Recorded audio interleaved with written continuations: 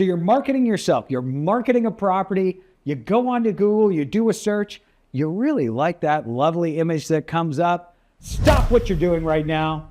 Let's review how to avoid getting sued.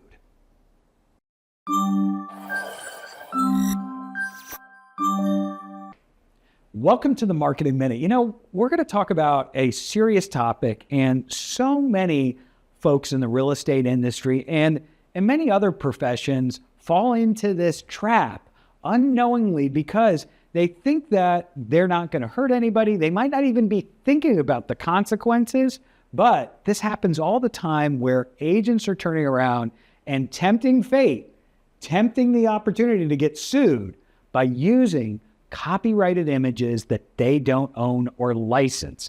And this happens in a variety of ways. You could be marketing a property and you could go to, for instance, the City of Douglasville website and decide, hey, I love that picture of downtown Douglasville. I'll just save that image off of that website and use it in that property listing. Well, guess what?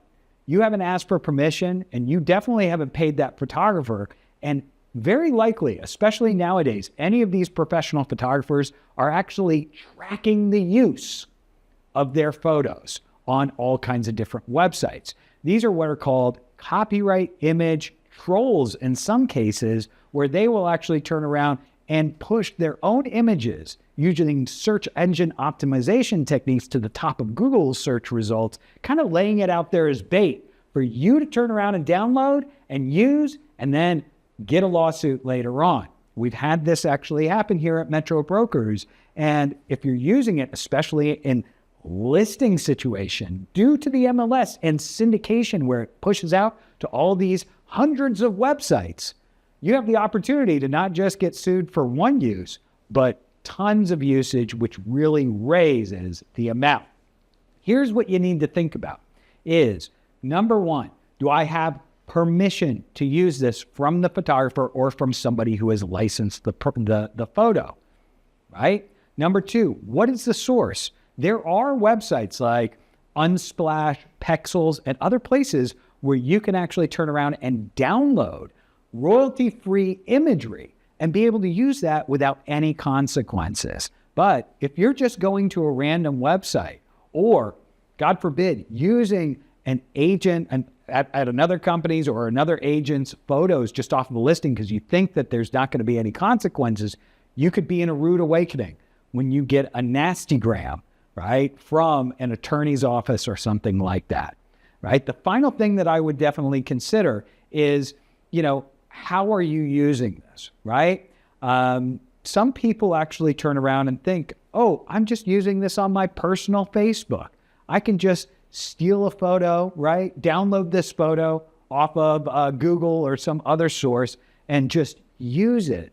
But guys, you have to understand, as a real estate agent, you are always advertising, because our job in real estate is to really act as public figures to our friends, to our family.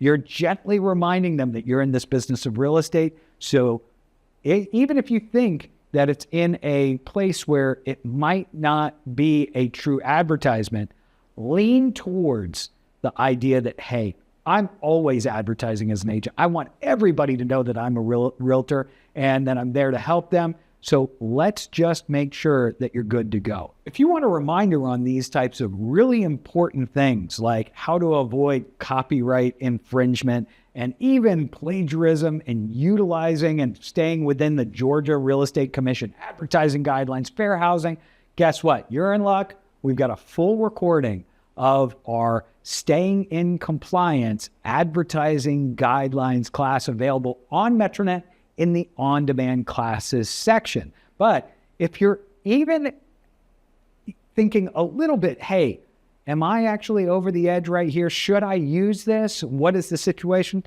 Don't hesitate to email marketing@metrobrokers.com. We can make sure to help you and vet that source or give you some good insights into whether or not this is a good path for you. And if you want to join us and just talk through it in a live environment, we've got marketing support hours every other Friday, 12:30 to 2 p.m. You can register in the classes section and come join us live. So Think about what you're doing and join us at the next Marketing Minute.